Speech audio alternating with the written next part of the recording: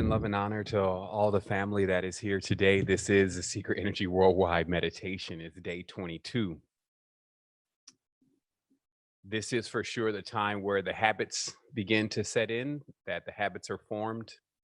We've been on this journey, and wow, it's been incredible for me personally just to really, really drive into this and to just do my best at supporting so many things as all of us are here doing our best in supporting all of the energies that are going on around that are having their experience around us. And today I wanted to, well, first of all, for those that are just joining, I did ask that, if you want to grab a pen and paper, this would be a good time because we can really start distilling everything that we've learned and put to our hearts and put into this co-creation, because it's going to be something that we have with us always. And I know that, in many cases, we're used to seeing, like a lot of meditative material out there. And, it just seems almost so easy, to be honest. It's like I just see sometimes it's just like a video after video, a video after video on YouTube, and someone's talking about meditation, someone's talking about yoga. And I guess if it's all of us doing it, then it becomes easy because it feels like you're getting a lot, because you're getting it from multiple beings. And that's what we look to do in this first part of going up this ladder of lights, this first full spectrum, if you may. In this period, I personally was, I don't know if you want to say summoned or signaled or whatever, by the co-creative being that is all of us together. And it was like, it's time now. And all right, so we're all good on our broadcasting channel. It was amazing. It was like, it's time now. And I was like, man, it's always time. I was just on something else. And it's just time now, in a sense, it's time to bring everyone together and get them onto that foundation, because things are going to get a little shaky. And there are many of the beloved that there's been so much work done. To see that work just crumble would be unfathomable for their guides. So what I'm saying is that there, of course, was already awareness that what began with this year and kept going on with just the foundation of the illusion starting to crumble, and then you needing to see where the facts were and truth were, and make that transition from the illusion into the fact and truth and firm foundation of self. But in that transition, we could get a little bit shaky. We can start to doubt self.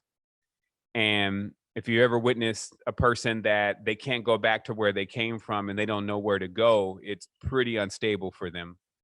And so when we brought in this foundation collectively, we did this because we wanted to ensure that when we start dialing into the new spectrum, I don't know if we could call it the new norm. I guess that's the term they use.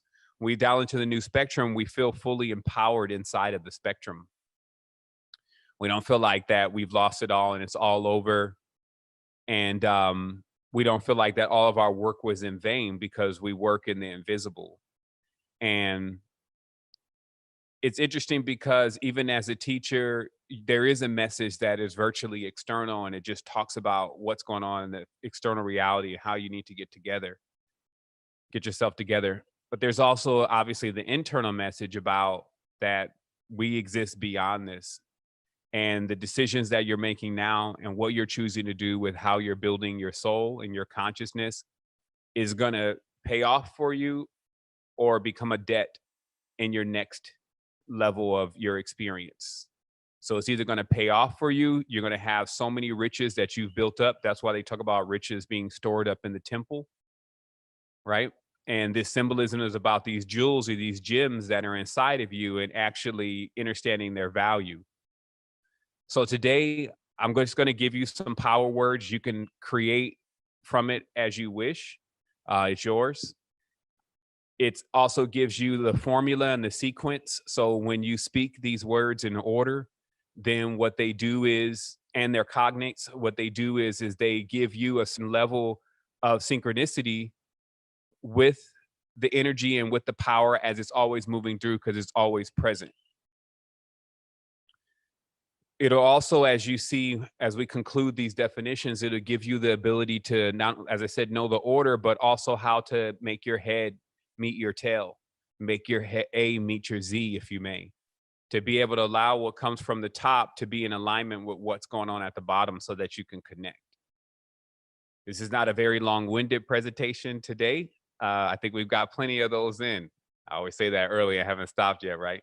But it's been a wild journey for me even to just dive through all of these energies, because I'm also delivering this message during a time where energies are way more stronger than they normally are. So if it's joy, then the joy is just like, it makes you cry, that much joy.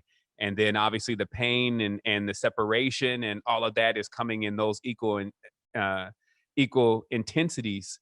And I trust that, any person that's taken me on as a mentor, that they see a really good example of what exactly to do when these type of transitional phases present themselves. So that way you're always adept at knowing what to do to yourself, what to do with others that are around you, and most importantly, what to do in the co-creation, because there's always going to be someone kicking up some distortion over there, and that always gives us a purpose to come into an awareness and awakening with ourselves. Avatars are awoken during times of great stress and trauma. Other than that, they feel like sometimes they don't have anything to do, so they kind of go to sleep and sink into the dream. And you could imagine that if you're not doing anything in the external world and you already understand how to build out luxurious real stuff, made of light, lux is light, luxurious stuff inside of your own consciousness, you just kind of build this huge luxurious realm and you kind of sink into that. And anybody that calls on you and wants to vibrate where you're at, they get a chance to enjoy that too. However, when the kingdoms that our luxurious worlds are actually built on, because light is still a part of matter, it is still something, it's tangible. When that starts to dim our spectrum, then we have to wake up anyway and come in and hold the space. It's not something that we're unfamiliar with. Some have already witnessed themselves in the dream doing things that they cannot do in the physical reality. So it's a hint to you that everything that could be done, you already know how to do in that space. This is the space where we step it down a bit. It's like slowing down the music. You're right. Instead of that, the vibratory high frequency. Have you ever listened to high frequencies? It's like, right? And so that frequency, it's associated with a certain level of power. So when we go into our own consciousness and we go deep and then we go into our own luxurious world, it's almost like we make the music slow. We slow it down. And then that gives us a certain groove. So now also through these 22 days, you've got every single in and out as much as possible on the planetary centers inside of yourself called the chakras and their behavior. I trust that you haven't seen anything different from them that you see from yourself, because that is us. And so no longer do we have to look into something like some external entities or external deities and I don't doubt that they're there, just like I'm here with you right now. But the greatest use that you could have with any of this stuff is to actually figure it out within. So how these mantras start today is in a basic sequence of you realizing exactly what has gone on and what will continue to go on to allow you to have every single experience, because you have all of the combinations, you have the codes, if you may, to the matrix. Also keeping in mind that when we set out on this journey, it was, as someone piloting at least part of the ship, difficult for me to tell everyone how long our journey was going to take. Obviously, let's say if I'm going to jump in a boat and I'm going to travel to Sweden, I could say I'm going to get there in 30 days, but depending on the conditions of the waters, that's going to determine how fast I get there. There's going to be situations happening on board. Maybe I need to park off at, Maldives or something like that to regas up, or something may occur, and that may stretch out or lessen the time. I may catch a good wind. I catch a good wind. I'm riding that wind. Everybody's feeling good. The food is there. The entertainment's good. And we're sailing across this, and the ocean is calm, and the currents are strong. then we're going to get there. We're going to be there in 20 days, 15 days, right? So I'm just giving an analogy here for what I was called into this to set the foundation and make sure at least those that have their guides, which are those that are in this line, um, to make sure that they didn't mess up something that they had already built, because it's this new energy had come in so strong with, you know, no jobs all of a sudden and all of this stuff. There was this misconceptions going on in the beginning of what we were really seeing, right? Some people thought a lot of things, but we changed that energy, and that energy is already changed now, meaning that if you even start feeling unstable, you got to start getting stuck back into that, and you just get onto this because it's already been tried true. It's been proven over years. Anybody that got involved with themselves, not with secret energy, we understand. Anybody that got involved with themselves, they never lost. There was never anything that didn't come to them. The only danger is, and this is by facts and clear proofs, is that if you look too much outside for a solution, it's not there. It is not there. The first part of the solution is not out there. It is actually in here. So this is a simple formula then, but often it's just omitted. It's not used. And this is where great dangers come. The simple formula is first internally, understand what's going on in this. You cannot do anything else for beings out there if you don't have this structure properly. Just like in the real world, if you don't do the exercise, if you don't lift the weights, you're not strong enough to carry other people. You're just not. So these are, again, these clear proofs that should sober us up sometimes from these big giant stories that involve so many different integers. Those are great. Those are fun. But when it's time to just, like I said, take care of the babies, when it's time to actually really stand into how we're going to support each other, when it's time to get at those things because we actually need it, now it's going to take you to know your principles, to know your properties, and as an alchemist, to know what you have in your cabinet, because you have everything. You just need to know what's in there. Sometimes I got different types of tools, and sometimes I even forget that I have certain tools. Like I'll go like 30 minutes, leveling something out perfect on the beam like the old way. And then I realized, oh man, I got a beam laser thing that I got. And then it'll be already done. And I was like, man, that was 1 minute versus 30 minutes. Let's optimize here. Let's remember all the tools that we have so that way we don't have to spend so long on something and we're just getting started. And so these powers, as we begin with them, I would call them StarDust. It's like a city. StarDust. It's like what our word for cities. Everybody's in the city. And this is I believe that's Sanskrit word for powers, like abilities.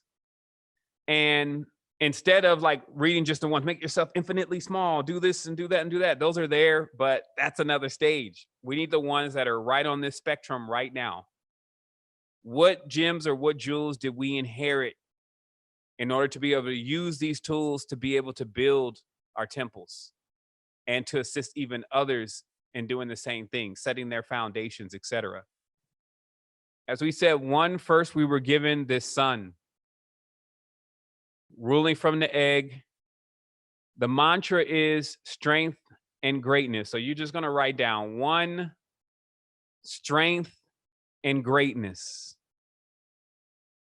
And if you dwell on it any period, then you will remember our conversations about how you're ruling from the egg, that you have this potency about you. And if you look at an egg and then you look at the sun, like any pictures that even children draw of the sun, you kind of get that this is a master template of the beginning of life.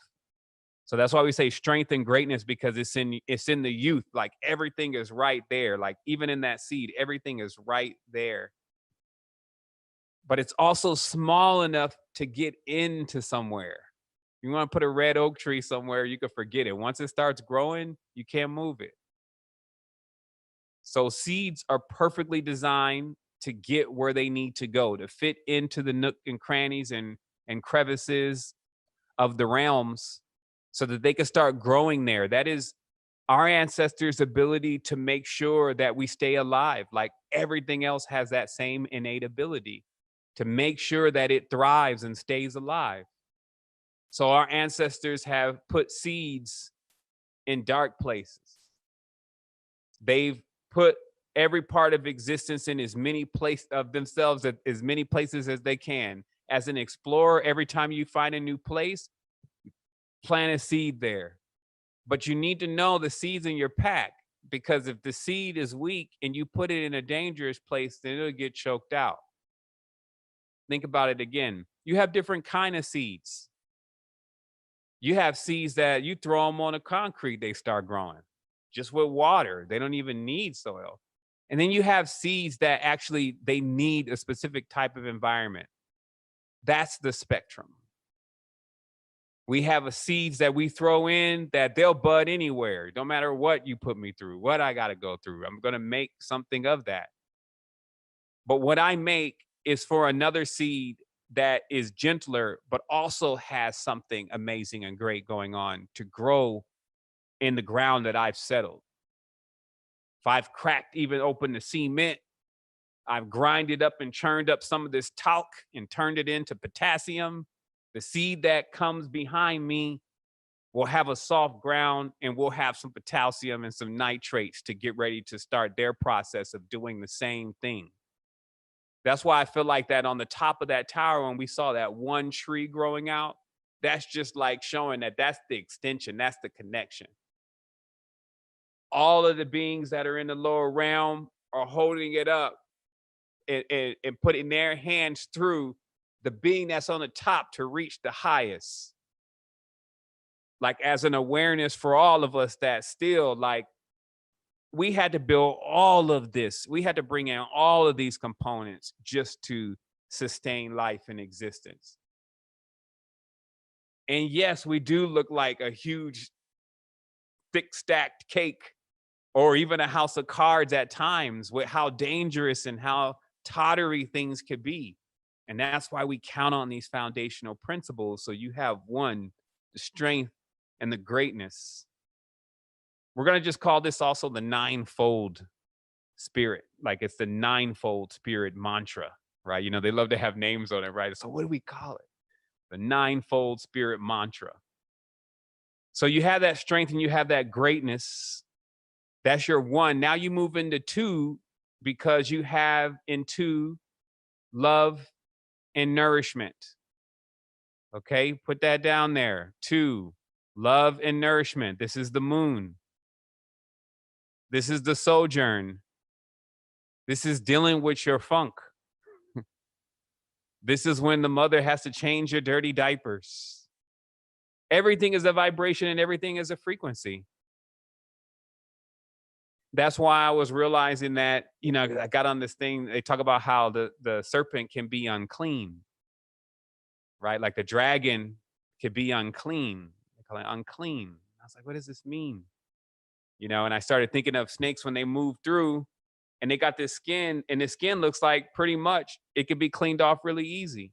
So I say it can't have anything necessarily do with just the being foul. There's far more foul creatures. Why would the dragon be unclean? And once again, it's like a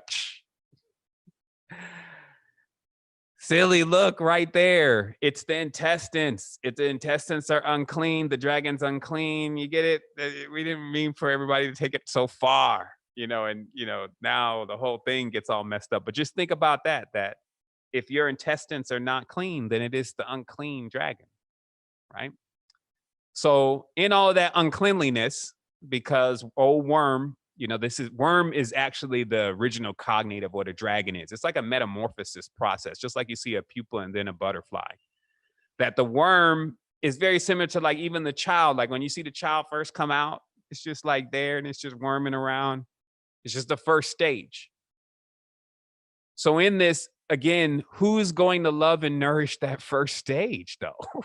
Who wants to really be there when it's time to change diapers? Generally, you find the dad, like I guess we'll say in this case, is the dad, the son, right? Whatever. He runs off. I'm ruling from the egg. I can't I can't change no diapers. So it is the moon that steps it down, baby steps. Teach us how. You got to teach a child. Like, I'm like one of those people, man. I'm a really good instructor, I guess, but I do like to instruct on the things that I like to talk about and I like to get into. Versus when the lunar energy comes in, it starts talking about the basics. Like, just this is how you tie your shoes. This is how you get up and walk. This is how you eat. This is how you chew. And of course, these vast conscious, they don't want to be around to teach you how to chew, man. I'll be over here where after you learn how to chew. So you got to remember there's consciousnesses that are like that. They're too delicate to handle these kind of situations. They wait, come up there. When you need to know the ultimate maximum principles, I'll be there for you. But I'm definitely not coming down there. So who is going to be there with you? That's number 2, love and nourishment. Now we have number 9, because it's a code. And if the code was already given, then we would already had unlocked it. So 1, 2, 3 is not the code. 1, 2, 9 is the code. And 9 is the protector and honor. This is your words, protection and honor. Okay. And if anything beyond just saying the words or coming up with a nice poem as you're smoothing into this, you can always say strength and greatness is truly who I am as I continuously accept the love and the nourishment of who I am as I protect and honor. So you could be as base as that with it, as far as getting this mantra in your mind. So when you're going to sleep, if you don't remember long things, write a short version of this and work on practicing it. Show some discipline already and take yourself into the system of what they call sleep with this process. Because what you're doing is you're actually uttering the code that opens up the worlds in the proper order. So protection and honor comes here because we know that 9 is that number. And it's it's an energy. We don't want to really get into just planets and what they are. We want to understand how that energy comes into play, the protection. We talked about before the professional technologies, how to guard what's going on within, right? Which is the ultimate form of protection from the external. We went so deep into that. And this honor, remember, honor is something that you can restore. Have you ever seen like one of the old Japanese movies that we got to do this and this and this to restore honor? It always seems like honor is like a thing you have to push back up on the shelf because it falls off. Because we take hits in this all the time. On the foundation may crumble. Like, man, I thought I built that strong enough for everybody. Man, it was somewhat a little dishonorable to who I really am. I need to regain that honor. When we have honor, we actually respect ourselves a lot more, right? We feel the value of self. Honor is tied directly into the value of self. Not what everybody else sees about you, what you've actually already done. And then this gives you an internal feeling of comfort. That is honor. And again, honor can be restored. So if you feel like that you have been dishonorable in certain ways, it's just all a part of it. You wouldn't even see honor if you didn't see dishonor. They hang out together. So if you feel like that, if there's any energy that you feel like you dishonored within yourself, I wouldn't play the external dishonored game. It never ends. It's like a big trick in itself because everything will insist that you have not honored it enough externally. But internally, self-worth, self-value comes from honor, and you're to protect that. That's why these two always come together. This is about like an internal protection system. That's why it's professional stuff. The cheesy stuff is all about external protection, the guns and all that kind of stuff. That's all external protection. You're trying to protect a jelly bean. It's going to take some damage. But internally to the infinite, you need to understand how that connects. And now you do. You understand why you have your protectors. So you have your protection and honor. That's number 9. And then we move in to number 5. Number 5. This is knowledge and ambidexterity. It took me a minute on number 5. I know that's a long word, but I needed to get the right words. Some of the words don't do what is necessary to completely describe. They blur a little too much, or they just don't mean that altogether. So ambidexterity is what we're looking for here. This is why you do get the androgyny and the hermaphroditic aspects with Wednesday being Mercury, right? So you get the knowledge, which should not be confused with wisdom, because remember, that's tomorrow, that's guru, that's Thursday. You get the knowledge, but you get the ambidexterity. And the reason why these two work really well together is because knowledge is not necessarily wisdom. I'm going to need you to present something to me. I'm going to need you to present, the reality and whatever it's about. But that doesn't mean when somebody presented the reality that you knew everything about it all of a sudden, that you understood how it functioned and everything. So you saw it, you got the knowledge of it, but the wisdom was the time you needed to spend with it to truly finally say, okay, I get it. So this is what we really need to understand about our lives, is that we get fed a lot of information, and it is useful. It's knowledge. It is useful when it becomes wisdom. And wisdom is the process of you now saying, do I really know it though? Like some people can say, well, yeah, I know everything about Kundalini. They can tell you where it comes from, how to, move it all around, all these different things, but they haven't even had a Kundalini experience. And in many tenses, they kind of feel like they have already, because they've kind of mentally given themselves a Kundalini experience, but it actually hasn't happened physically yet. So they can't really say they know Kundalini. They can't really say they have Kundalini wisdom. I guess they could say in certain tenses they know Kundalini. This is where the knowledge, even the word itself is kind of slated. It says knowledge, like you're almost knowing. You're just kind of like on this ledge of, all you need to be pushed over, and then you finally would know it, but you're actually at the ledge of knowing. You're not actually in the knowing yet. I think so. The word is replete within itself. Because to truly know something, of course, that's what starts to bring in wisdom. So it's literally saying that tip of knowing, like you're almost there. Once you fall over into it, now you're into wisdom. Because there's also folly and all those that come before knowledge.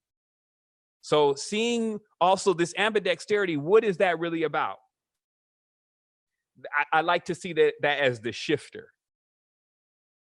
A shifter. Like one who can actually really be into something, immersed in it deep, almost on the knowledge, almost on the ledge, but then leave. Just leave. I don't want to do it. I'm good. I've seen enough of that. I don't think that's going where I want to go. That's ambidexterity, because you literally switch poles. And without this ability, when you're taking in knowledge, every single thing you read, you'll believe. And you'll go life after life, committing yourself to, you didn't read this one book, and now that's supposed to be the only truth. This is the only book that was dropped off on you. You read it. You believe it's the only truth. You live your whole life thinking that is the truth, and you die even thinking that's the truth.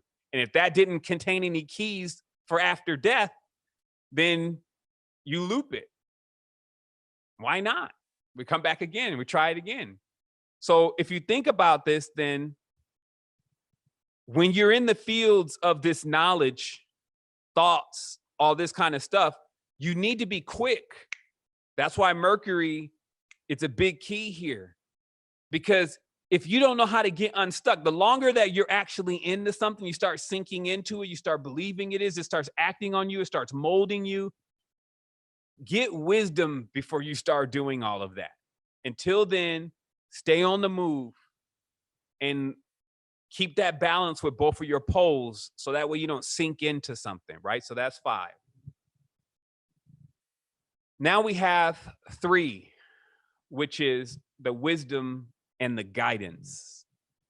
Anytime we're speaking of guides, we're in mentors. We talk about mentors, leaders. Anytime we're speaking of mentors, judges, guides, we're talking about this energy that it's put in charge of you. It's like it's like an old elder already. And it's just been assigned. You ever seen in some of these programs, they show like the king or the prince or the princess or whatever has got this person assigned to them that has to teach them. It's not their father. It's not the king or the queen. It's not the mother. It's not any of those members of the family. It's an older member of the family that has taken it as their personal responsibility to give you tutelage. So again, here it's the number 3, wisdom and guidance. Okay, this is the tutelage. See, because knowledge is still like, but you don't really know it yet. So something needs to be there that knows it already. So that way you can have a lot of fun, you can move around, but when it's time to make a serious decision, you need to make sure you consult your guide internally. Now, the guide is always there. It's literally when you know that you're doing something that you should not really be doing. That's the guide. The guide is like, based on all of the knowledge and wisdom that we have so far, I don't think that's a good idea. And that guide also is how synchronicities work. Like when you bump into people or they say certain things or you're there during a certain time, that's really most of the guides. Or the guide does not really want to interact with you on the level of like one of your friends in the reality. That's why you never see that relationship when they show that archetype. It's not the one you're joking with all the time. It's the one that's actually, when they say something, you respect what they're saying and you make the move. Because if you're in this knowledge ambidexterity stage and you're flying all around, but something real starts going on, you need your guide to be able to come in and say, here's wisdom and guidance, not knowledge and ambidexterity. You need to go this direction because of this. Notice the difference between the two. The knowledge and ambidexterity is like all over the place. It's like, oh, wow, I'm exploring. This is amazing. Let me go over here. Let me do this and that. But something serious goes on. The guide must come in immediately and say, that way because of this. This is not a question. This is none of that Mercury has going on. Understand the difference between the guru versus the one that actually just has the knowledge. Okay? But again, all these are different parts of ourselves, and knowing this pattern, knowing this algorithm opens up many things. So as we keep going forward, we then have number 6, which is liberty and passion. Number 6 is sex. It's the whole regenerative process. I know that was a claim to be the moon, but the moon is setting up the preparatory phases for that, dealing with as I said, the feces and all of those different things. It is 6 who's actually engaged in the act. That's why it's that concave. That means it looks like this, that pentagram that looks like that, the one that's shaped like this. I want to make sure that that's very clear, not the straight line one. I've said that for 10 years. It's a simple sleight of hand for a magician to draw a straight line where there should be a curve, thus making your 0 a 1. That concave pentagram, which you can go and witness so many places in nature, even when things that you don't think are shaped like that, if you go into the microscope and you go in and you'll see it. Pi and phi. And so that is the passion, that is the regenerative principle, the connection itself that's actually sustaining life. It's bringing the abundance. This energy is very vital in this system. If there's no sexual prowess and passion and all that, why even come out in the first place? If there's nothing that knows how to generate that much light, as they say, lux tenebris, as they even have their word loose, and then whatever they put on the back of that means light. That means that you shine, you're radiant, splendid. That's why I said the red dress and the red lipstick and the red, and it's just exciting those passions. That is kicking off the furnace. And it is so important to have that in existence, or you just don't want to do anything. You just start becoming unmovable. And that's in the wavelengths. That's not what is going on really in here for it to stay generating. And that's why also when we remove that component from our consciousness, we actually opened up our passing into another consciousness. Meaning, so if we move out the passion of the reality, we actually open up a hole that sucks us into another existence. Because in existences, you need to be passionate about where you are. That's why people who don't have that passion, they start to wither away, and they start, because they're getting sucked into another place that is going to give that to them. Because this is a key component to how all of this works. So if you want to stay here, per se, if you have work to do here, you become as passionate as you can about the existence here in order to solidify yourself more with your power here. And if you're trying to let go, only thing that you're doing is actually getting sucked into a place that you would actually have passions again. Okay, so we have this liberty, because this energy, these is the words, liberty and passion. Number 6, liberty and passion. Because without this liberty, free, we can't call it freedom, with free, it can keep moving.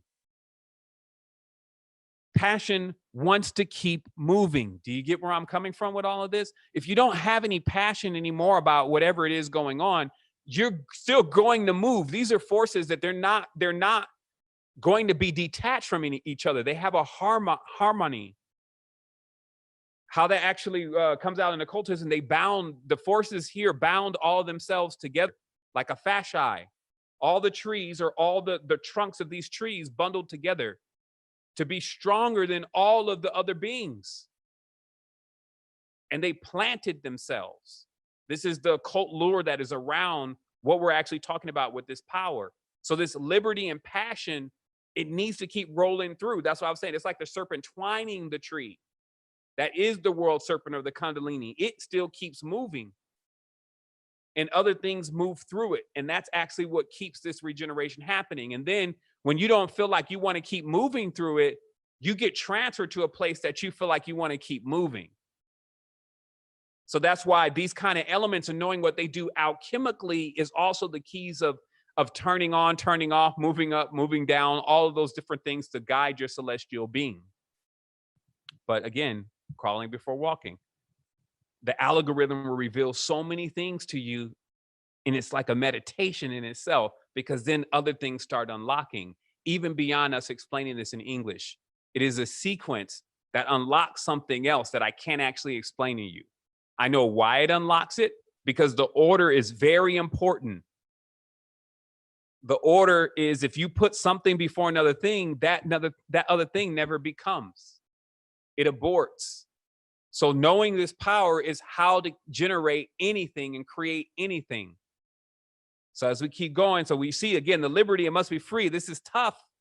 This is tough for people because they get the abundance and they want to hold on to it, and it doesn't become abundance anymore. If you pull out all of the flowers, there's not going to be any growth of any more flowers. If you pull up all the trees, there's not going to be any growth of any more of the fruits. Some people want to take their favorite tree, pull it up by the roots, and put it right into their house, put it right into their front yard or whatever. Then the tree dies. So it's an action, because if something is supposed to be free and running free, and you don't know how to let that run free, you don't know how to let it run free inside of you, and thus you're chaining it down. So this is like infinite slide of going into reality after reality, where you have that moment, you have just moments of pleasure, and then you're snuffed out again before now and you just keep sliding through these worlds. This is why it's so important to get passionate about self and the experience that we're actually in, and understand how to know how to keep your liberties. This is also hidden in the mythos of the Catholicism's marriage. It mars, it damages. Why? Why would that be that way? It's because the man has to understand, as the woman has to understand, that they're both free. And that's the only way they can generate, because they're actually using two of the same co-creative components. So if each being needs the same thing from each one, then they cannot produce it. So that's how you damage forces that way. And it doesn't mean a man and a woman can't come into a union and go into this projection together and have this experience and be totally like you would experience in that relationship, in that communion, more love than anyone could ever achieve in a so-called marriage. Why? Because the liberty and the passion it's like it's what do you call that? There's a term. It's it's basically where it catches. When you find somebody that is liberated, you become liberated. When you find someone that is passionate, you become passionate. Think about it. Somebody that has a lot of energy and passion, you get that. I want that. I want to be free like that person. But what possession is that you attempt to take the person's freedom, basically, because you want all of their freedom for you. Or do you want all their being free, all of their liberties? You want their liberties. Now, some of y'all maybe think like your little relationships and stuff like that. I'm talking about states, nations, this kind of thing. When they want all your liberties because you're so free and you're so beautiful.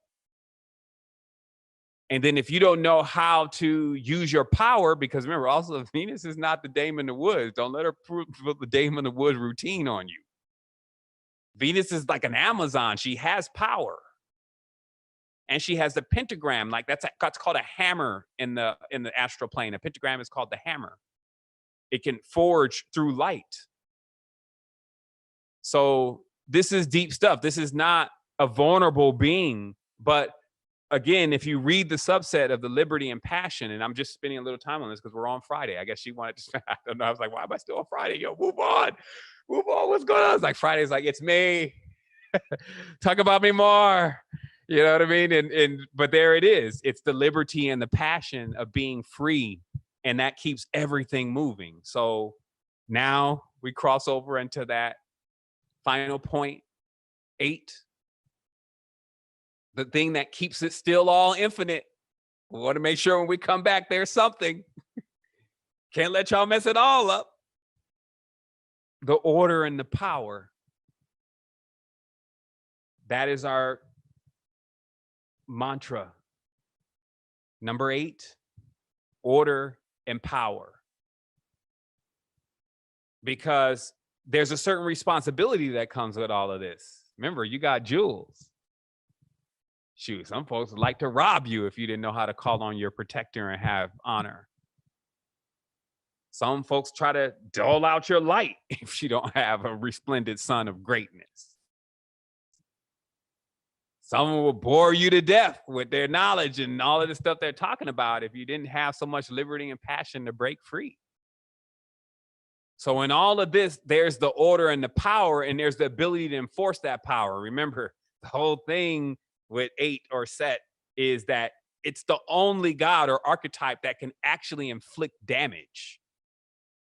None of the other beings, the protector and the honor and the knowledge and the dexterity, inflict what we call death, because 9 can inflict for sure damage, but death is in the hand of only one sign.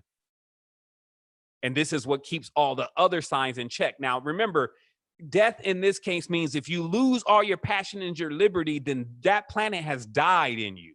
If you lose your wisdom and guidance, and that has died in you. So this is why this sign is so occult, because it has also within itself the power to bring life and death. So it can actually raise with other powers within this symbol. It can raise within this corpus. It can raise things from the dead. It's very important that we realize here, great instructors, like this is when the belt comes out. This is like, guru wants to talk to you. I'm about to whoop your butt. This is where that last level of, okay, if it doesn't want to listen, even Mars needs to be put in check. Imagine you got the god of war.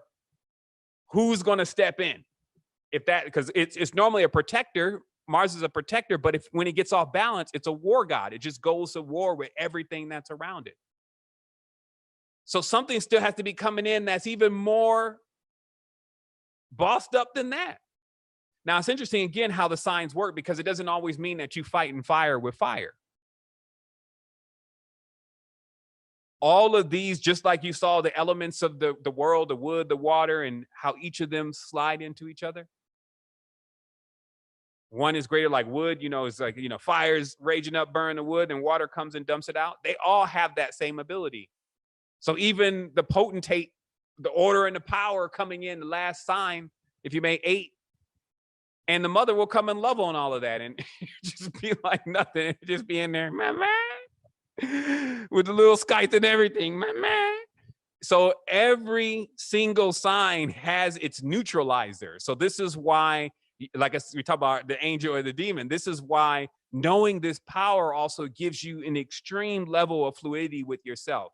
It actually gives you the keys to your boat or your ship. Now you have access to get into every aspect of yourself.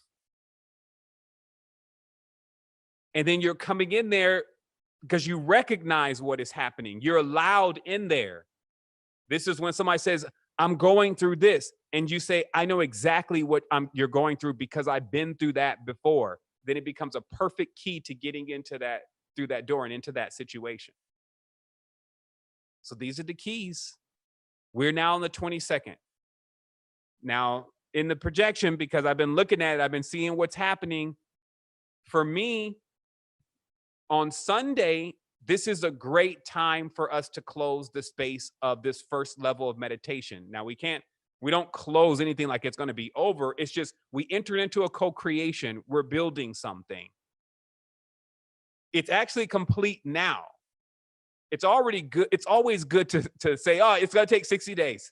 And then if you arrive in 20, what's everybody doing? They're like, oh, yeah, we here already. How do I thought it was going to take? Like, nah, man, this is the good cruise. It's like when somebody sets your clock an hour fast. And it's like, oh, man, I'm late. And you just be like, oh, you're on time. How am I on time? Oh, I set your clock an hour fast. I knew you was going to be late. I said 50 days because however long the journey takes, really. But, if the kids are saying, are we there yet? I'm just like, yeah, 2 hours, 6 hours, whatever. Just leave me alone. Stop bothering me. So what was it? Well, you saw what it was. It was the initiation of an entirely new reality as we know it and actuality. It's already happened. The world has changed now. Then that beginning part, how do I accept that? That's like a shoving off to the ocean. You ever seen when boats first, all the work is done once we're shoving off. We got to roll the sails, we got to pull the thing, pull the anchor, get in. It's so many things. But once that thing gets on, now that's when we get a chance to be like, okay, and the further it cruises, that's the more relaxed we're able to get. Especially if we're already rigged up to go through a storm if necessary. So that's what's happened. Now we have Sunday, which is Easter, right? Or the Easter. But the choosing has already gone on because the moon controls that. We're almost 3 days off the moon.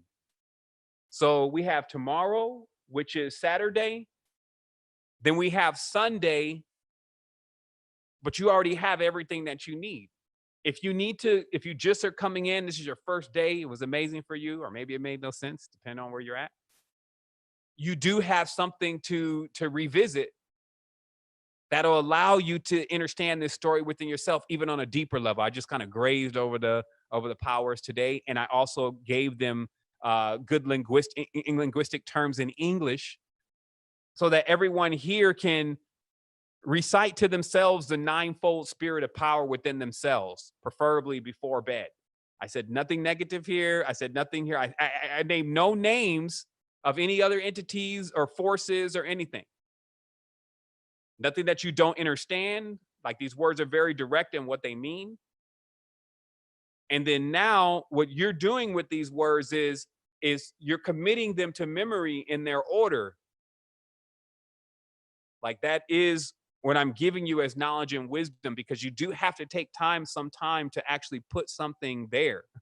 I know that I don't want to make it like everybody's dumb, but even I don't like to sit and memorize things. But I do have pages and pages of certain works that I have put to memory in the past, because I knew that putting all that to memory created a certain phenomena. It was what I was saying before about when you do certain things before you go to bed and it's already put into memory, you just slide right in there, because you actually go to sleep at a certain point and you don't even realize that you've gone into rest.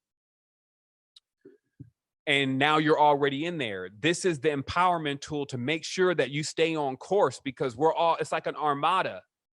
We're not all in the same ship. If my eye closes, your eyes don't close. It's a mothership. We're all plugged in on different stations, all creating a full spectrum, rolling across the abyss.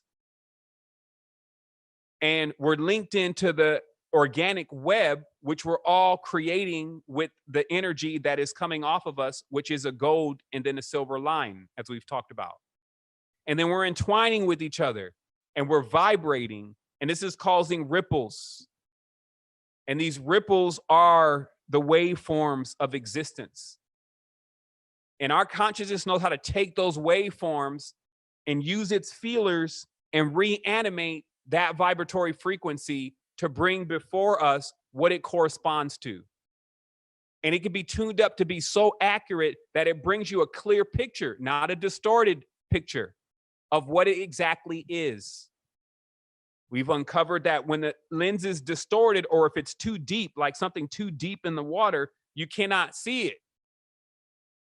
And most of the time, you actually start seeing monstrous reflections as you try to look deeper into yourself to places undiscovered, geometry that you have not fit into your consciousness yet. But together as a school, in this huge ocean, us all moving together, not just one group of type of fish, just trout. That's not what this is about. There's no S in our tribe. There's a few great whites, some orcas, some giant squids, some snap turtles, a couple guppies, all rolling across this ocean at this stage, because we have learned it's best to travel that way. Whether somebody needs to go and get a little gem out of the crevice down there, and it's a minnow and we don't need big body,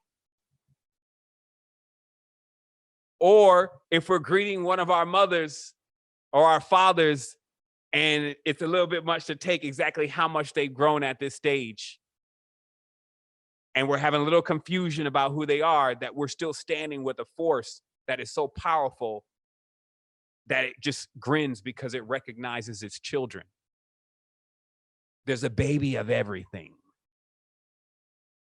And this is what we have to come to know within our power. This is not foolishness. This is the way and the order of life, that every single level of alchemical and great levels of high arcana are always exhibited within the family structure first. And to know the family structure and the structure of a tribe is to know the highest level of occult knowledge. Everything else that has been created comes from that. And why wouldn't it? That's life. So let us go forward here in our meditation. I was able to get this fixed yesterday as far as what was going on yesterday. So I'm going to go ahead and turn this camera on for all of the world to see this beautiful, amazing tribe here in unison, in our position in the mothership, with our co-creations on point. And as we continue to go forward in this world, as I said, we have a few more days in our meditation, but this is infinite. Now we also have the key. So for some, there is some homework to do as far as making sure that they understand how that fits into any locks that they may have, so they can set themselves free. And then as we go forward, because we didn't miss anything. We even had a financial conversation yesterday. I was like, well, geez, when the finances come a part of meditation? It's the full spectrum. But as we go forward, you'll actually see and connect with everything that you're supposed to be doing. And you won't really need to ask anyone. You'll only be receiving confirmations from them. Understand the difference. Sometimes, you would think that you're asking someone something, and really what you're doing is you're just getting confirmation. That's how it's going to be from here. You'll be able to see it in the colors. You'll be able to see it in the numbers. You'll be able to hear it in the tones. You'll be able to see it in the insects. You'll see it in the birds. You'll see it in people's attitudes. You'll see it on their clothes. You'll see it on the signs on the streets. Because it was always around, as I talked about before, that it's made from everything. But it doesn't speak English all the time. It speaks to you in a deep way of feelings. That will be your confirmation. Because sometimes, if I see another 1111, That's not enough. What is this confirming?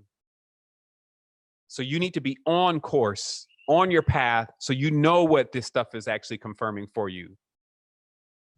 Lastly, because we mentioned this numeric system, we could not do that without the number 4 and the number 7. Some may want to know how that plays in. I didn't assign names to the 4 and the 7. So we ended with order and power. The 4 and 7, which is Rahu and Ketu, again, for those that are just joining the line or just joining these meditations and builds, there are 2 more numbers to make a total of 9 numbers. We only have 7 of those numbers in our day of the week. The 2 other numbers that are missing is 4 and 7, which make up most of Western occultism, because these are the powers that actually control the spectrums of the planets. Why? Because they're correspondences to the nodes of the moon. North node and the south node of the moon. And this is very simple to divine. It is that even if you're completely, I don't know, Saturn, number 8, a true 8, 8's all over the place. You still act one way when it's a new moon, and you act another way when it's a full moon. So what is that symbolic to in the ancient system is that there's a head, and the head is severed from the tail, or actually from the body, which includes the tail. And that a big myth here when this dragon was cut in 2, if you may, was that it had a hard time allowing its head to reconnect with its tail. And we cracked that and demystified that. And what that means is that many people say things or believe things that they don't act out with their body. So there's no confirmation in their action of what they're saying and what they believe. And if to put them back together, but to put them back together would mean that what you're saying and what you're thinking and everything else that comes from up here would align with what also is being done by this down here. Because when we make the term lower world, even that word is a little like, you got to watch out what you say if you're disrespecting something, because we're talking about all metaphysics here. The lower world is really responsible for getting you whatever you need. When you want to go and when the mind says, I'm ready, I need some water, it's the legs that got to bend up and walk you over there to that refrigerator. So when we're talking about the lower worlds, not distortion, but when we're talking about the lower worlds or the negative, what we're actually referring to is powerful grounding forces that are responsible for us carrying out things on the ground. So as a ruler of your own kingdom, it's great to go in and spread love and spread joy and spread gifts to the lower parts of the body. Lotioning, manicuring, massaging. You can massage yourself. But doing that to this part of the body is remembering, because as we see, many are just working on this face up here and these thoughts. They want to look pretty and then, try to sound smart. And then all this is garbage. And so it doesn't match up. So this is where the sealing of the ring comes in. This is where that ring is. Like I said, there's a serpent's tail, Ouroboros, and then it eats a tail. That's the ring of Solomon. 4 and 7. Let your mind and your heart be in tune. You get it? Let your mind and your heart be in tune. These are perfectly positioned, and they're 2 different parts of the stage. This is the center of all of this. This is the center of this up here. This is the bird up here, the magnetic, and this is the electric. These legs are the 2 snakes, as they call them, yin and yang. And then up here, you have this higher world, this magnetic system. So this is bringing those 2 together, as we talked about the angel and the demon. But remember, since this is the electromagnetic field, it's going to take some surgeon's work in you. This is going to take your efforts to do this, because you're doing something akin to putting a orb or sphere type magnet that is cracked back together. And anybody that knows magnets, if you crack a sphere, it does not come back together right away, right where it was before. This is most important. To learn electromagnetics, or to learn anything about magnets, magi, lodestones, even for birth, these kind of things, the power of magnets.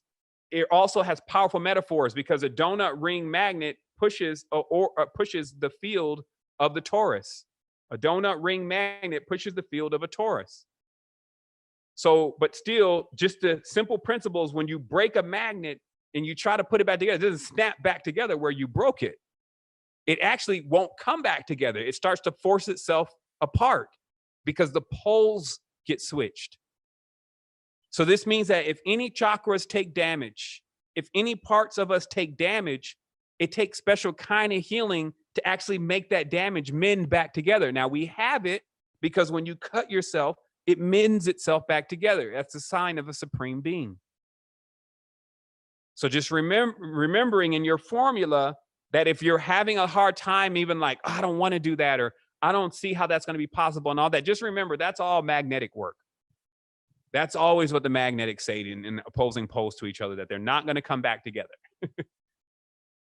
So don't think that those thoughts and those energies are foreign. They are present. They do not want to come back together. But like a referee who wears black and white, you're working with the higher law. So it's whatever you say to do. It's not ultimately what they say to do. If it was up to them, they would never come together. That's why the higher law has to step in. It's like the kids, they're fighting, they're bickering. The parent don't step in and be like, this is what you're going to do, though. So you have to bring that energy in to understand your connection and your balance with everything that's around you. So now you have the keys, you have the tools. Let's go into our 15-minute meditation today. This is a time that you would take at least a moment to center yourself properly. If you wanted to light up your Palo Santo, your incense, maybe you should have done that a little bit earlier. We could take a little bit of time and a few moments since we have infinity. And again, as we coast across this cosmic creation that we've put together, don't let nobody assail your side of what you're upholding. Meaning that each of us here in this co-creation, as we go through this, like we're going to keep doing more and more and more. We already have stuff that we got coming. We're going to keep even finding stuff that was never even heard of. But we're going to do all that for fun. Right now, what this is about setting in motion and keeping in motion what allows us to be able to do that, to have that fun, to have those liberties. So with us all in this co-creation, each doing our own work at putting this level of consciousness to our memory of how things functions inside of us, it gives us strong resonance in what's happening in this space with us. Like I don't know, I'm in Costa Rica, so I may be 4,000 miles away from you. I may be 500 miles away from you. But in this, I'm right there. Like there's not even, you couldn't even slide a thin razor blade in between how close we all are together at this stage. So let us go forward in supporting each other. Like I don't got to talk to you about this. Like invisible is the greatest, most powerful thing. How long can you live without air? But can you see it? So there's the invisible force that we're moving with. And it's not something that you need to see. To make things visible in the physical spectrum that powerful is the equivalent of lighting a nuclear bomb inside of this thing.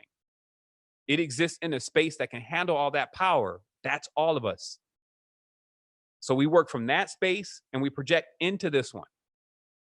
Always being aware, what goes on the lower core doesn't affect the higher core. So while you're playing around in all of this, don't lose your allotment because something cons you out of it here, making you think and believe that what's going on here is going to remove you from where you are at already up there. Meaning in the higher law, always being able to take power over a situation and say what is really final. Issuing your bulls and your edicts and your decrees across the land. But be a good king, be a good queen, be a good Kahin. Like actually do it. Like we always are hiding, thinking somebody's not seeing and all this kind of stuff. It's really just about you. Who cares about everybody else? Talk to your body. Remember, you got thousands of organisms really in here, all waiting on you, all depending on you, all hoping that you're able to get them to the transcendence. Some may see that as a huge responsibility, but technically it's actually the only way you can get there, to love yourself and all the rest of these powers. Give this to yourself even before you give it to others. And you'll be able to do the greatest things and the most amazing things for everyone. So here we are. I'm going to go ahead and line this up on the camera today. So during this meditation, what we're going to be putting our consciousness into is just one, taking deep breaths, realizing that there is a bridge, there is an order to your magnitude, and now you have that order. And even if you choose to experiment with other forms and fashions, you'll still always come back to this, because this is what they were created from. This knowledge and this wisdom is thousands and thousands of years old. Traces back all the way to the Proto-Saharan times, back into the back into the seeds and the forms of creation, when the knowledge and the wisdoms, when all the powers walked on the earth, meaning that just in pure unadulterated form, this is what they were unapologetically. That became us. And we have so many synergies happening. There's been so much communion. There's even been so much consumption that this unique form that comes forth, called the human being, they have untold principles and properties. So now you get a chance to look forward to an infinity of existence of total exploration of yourself. And it would take you that long.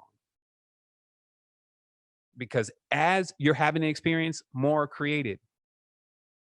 Every time you add who you are to what's going on, it takes on another variant, because you do have something unique. And thank goodness that uniqueness doesn't make up all of us. It probably only makes up 1% of us. But that 1% is our contribution. It's our spin on how it all works here. And we look forward to that. Everyone's uniqueness here is cherished and honored. We know it's different. That's what it's supposed to be. So you're welcome for your difference. And that's the space that we created. So here we are.